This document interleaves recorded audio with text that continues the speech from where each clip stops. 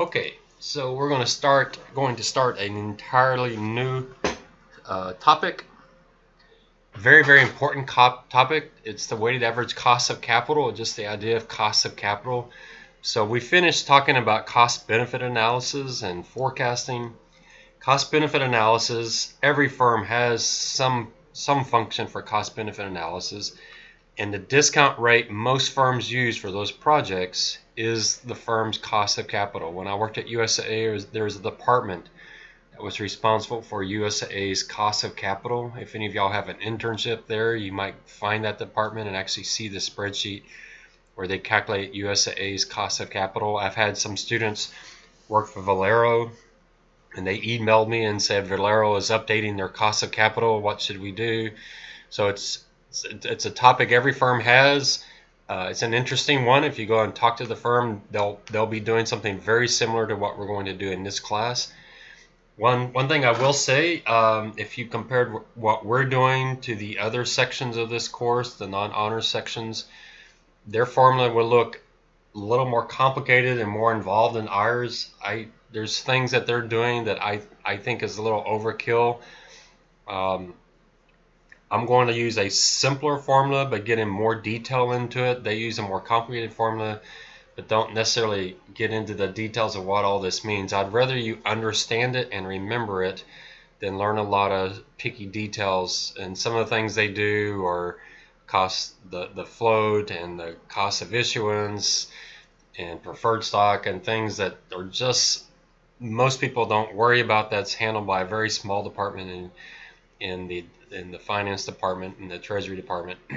So if you understand what we're doing here, you'll have a very strong understanding of what you need to know when you work in a firm, and will learn it at a level that you can recall it and retain it, I hope. So let's get the theory behind it. We've already talked about the time value of money. So the time value of money has to do with, first of all, why is $1 today worth more than $1 in the future? Part of it is inflation. If you look at the 10-year yield minus the 10-year tip, the tip is the inflation protected treasury. So that yield that you get in the 10-year tip, you get that yield plus whatever inflation is every year. The 10-year nominal treasury is just one rate. It's supposed to cover the real interest rate plus inflation. And so the difference of these two rates, you can look them up in Yahoo very, very easily. The difference in those two rates is simply what the market thinks inflation is going to be. So we'll talk more about inflation later in the class if we have a chance. But this, and I have some YouTubes, if you're interested in this, some YouTubes show you how to do what's called bootstrapping the yield curve, which is a way to use the treasury yield curve to do a very, very good forecast of inflation. And so if any of you are interested in that, let me know. I'll send you the links to those. If you don't know how to bootstrap the yield curve, you want to make sure you learn how to do it before you graduate. It's very easy to do, and I have some YouTubes that show you how to do it. So inflation, because people worry about inflation, they want you to pay them more money back in the future than they get today. The second thing is opportunity cost, and I'm going to look at this in a risk-free way. So if someone gives you $1,000 a day, you could at a minimum put that into treasuries. We talk about the 10-year treasury yield being the most important interest rate in the world, and it is. It prices mortgages, it prices stocks, as we'll see. Or if someone gave you $1,000 today, and they say, I'll give you $1,000 a day or $1,000 a year from now, if they gave you $1,000 a day, you could put $1,000 into one-year treasuries and make 0.5% or 0.25%. So there is that ability to make a return without any risk. Now, that return you're getting by putting your money into treasuries is going to cover inflation plus a little extra return. So purchasing power plus opportunity costs, that's what we call the nominal risk-free interest rate. So if the inflation, CPI, Consumer Price Index inflation is 2%, and that real rate of interest is 2%, then your nominal risk-free rate be 4%. Now I realize today 10-year treasuries are at all-time historical lows. It got down to 0.5%, which is just amazing for the 10-year treasury to get that low, because if you put your money in that, you're making 0.5% for 10 years. That's probably actually a negative real interest rate. The market was actually pricing treasuries lower than what they expected inflation to be. So we're in unusual times. What are the numbers today? Just looking out, if you go on to Google and just type H15, the first thing that will come up will be the Federal Reserve interest rates from the St. Louis Fed. And I won't do that on my computer because it's so slow. But if we look at that today, the 10-year treasury today has a yield of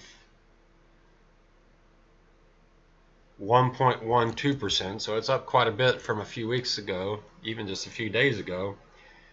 And the 10-year tip, which this is the rate you get plus whatever inflation is, the 10-year tip was 0.62%. So you can see expected inflation is very, very low right now, because it's going to be 1.12% minus 0.62%. And if you do that math, you get some sense of what the investment markets think inflation is going to be. And so you get 0.5%. That's for the next 10 years. If you expect inflation to be higher than that, then you could do a pretty good investment. You could buy the 10-year tip and short the 10-year treasury. If an inflation is greater than 0.5% the next 10 years, you would have an investment that would make you a lot of money. If you think inflation will be lower than that, I don't know who would think that, but if you think inflation is going to be lower than that, you could buy the 10-year treasury and short the 10-year tip. You come out ahead. So the 1.12%, that is the nominal rate. The 0.62%, the tip actually gives you the real rate of interest. So you have the nominal rate of interest, which is the actual rate of the 10-year treasury. You have the real rate of interest, and then the 0.5 is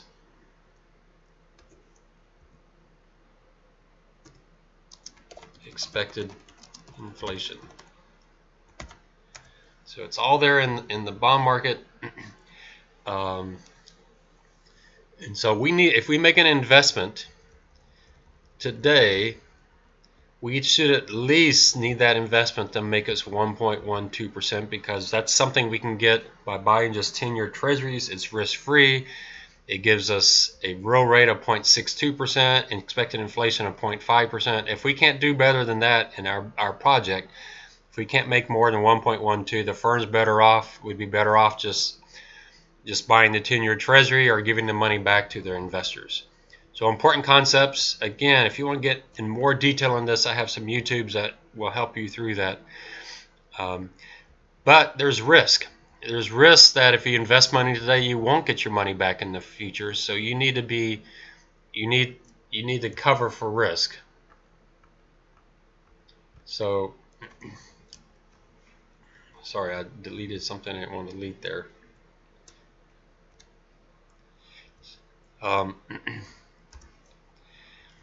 So risk is going to depend on the credit worthiness of whatever you're doing, or the quality of the business.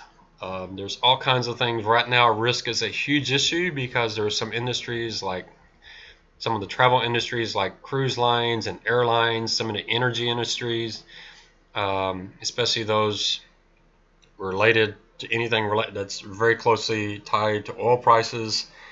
and drilling and rigs and those kind of things. Those are industries that several firms are expected to go insolvent. So risk is a big issue right now in the market.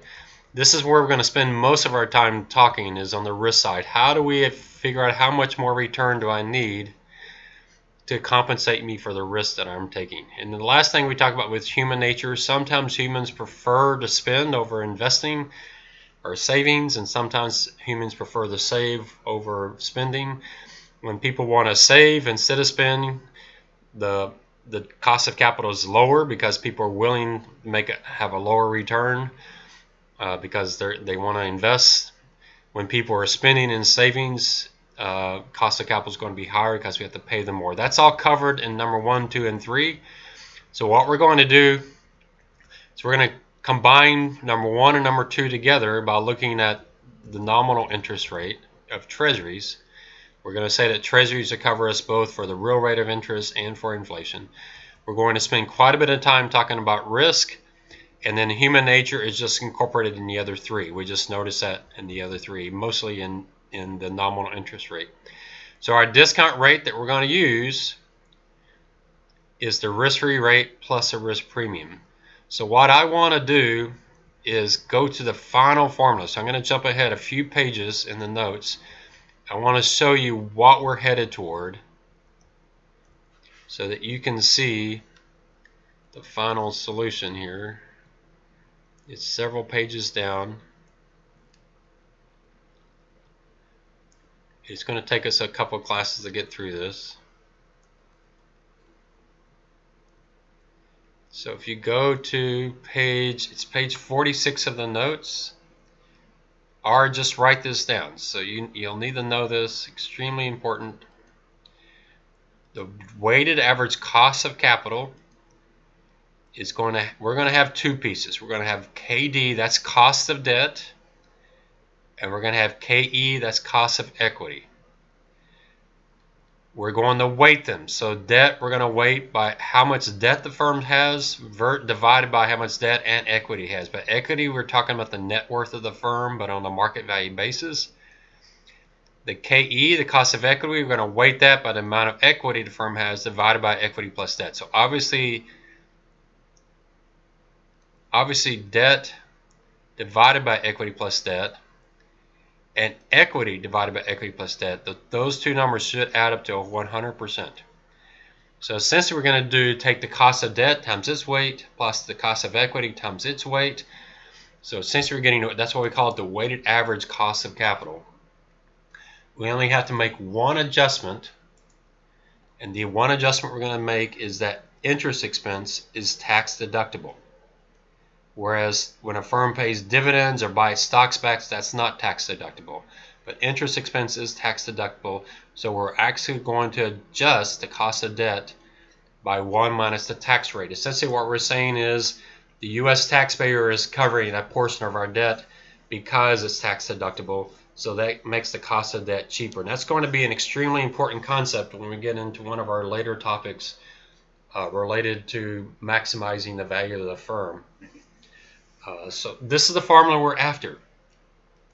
So when we look at the homework problems, or the Excel application problems, we're going to see it's really a problem of finding each one of these numbers, the cost of debt, the tax rate's just given, so that's easy.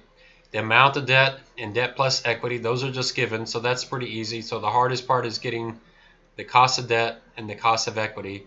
The rest of it, you just plug in the numbers. So just don't memorize this formula, just know it. This is one of the most famous formulas in finance. Just know it. Now, the other business finance classes also do the cost of preferred stock. We're going to ignore that mainly because very few firms have preferred stock, and also it's more work without adding much more understanding. The other thing the other class does is they talk about the cost of issuance.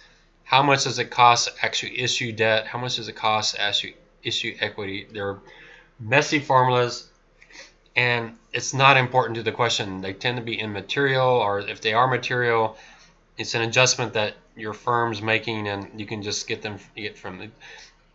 Those are not comprehension questions. Those are detailed that don't really add any comprehension. So we're going to leave those out. So you might be, if you see this formula in the other class, you can say, wow, they're doing a whole lot more.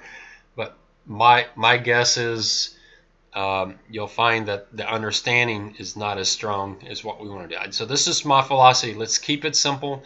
So all we need to do, really, all we need to do is figure out the KD and the KE. All right. So I'm going to go back up to the front part of this, and we'll start with the cost of debt. The cost of debt is the easier one. The cost of equity is going to take us a little bit more time, and we'll get into that. So you can read through the rest of the notes up until the cost of debt. I'm not going to just read the notes to you. So there's some places just read through the notes. There's some interesting concepts in there.